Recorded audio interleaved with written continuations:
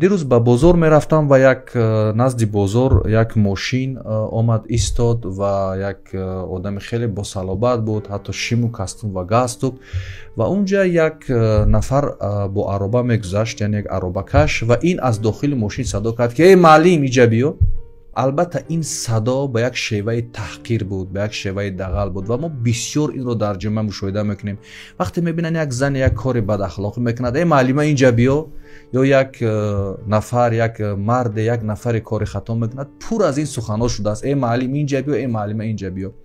ما در تاجیکستان 130,000 آموزگار داریم، آموزگارانی که برای تربیت من و شما، برای تربیت فرزندان من و شما، نابسته از شرایط زندگی، نابسته از شرایط معاششان، طول این سالها حتی در دشوارترین لحظه این کشور درس گفتن، علم آموختن، برای من و شما جمله دادن.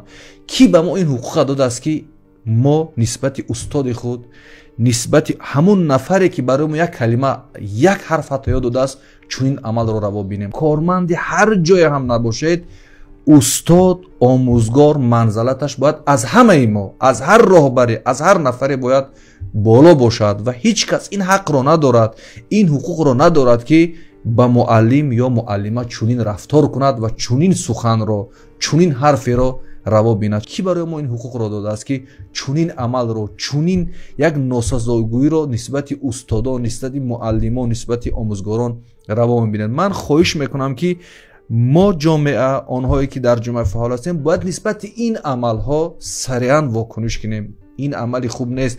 اگر ما علم خوب میخواهیم، اگر ما دانش خوب میخواهیم، اگر ما یک جامعه سالم پیشرفته میخواهیم، حتما باید به قدر استادمون برسیم.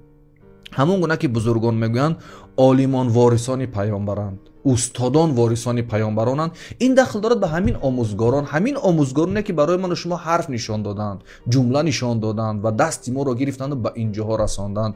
و آنهایی که چونین ای معلم، ای معلمه اینجا بیام میگوید، یک بار فکر کنید شما خودتان کی هستید؟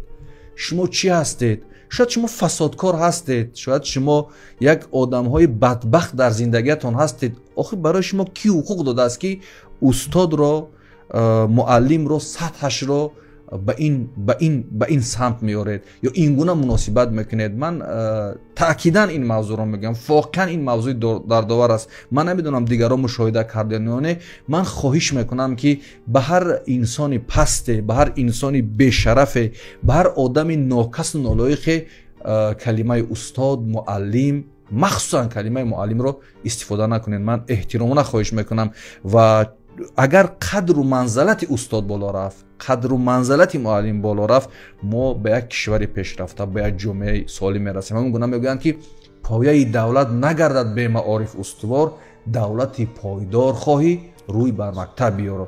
و ستون مکتب، ستون معارف، ستون این دولتی که ما شما زندگی میکنیم، آموزگار و معلم است. این رو هیچگاه فراموش نکنید.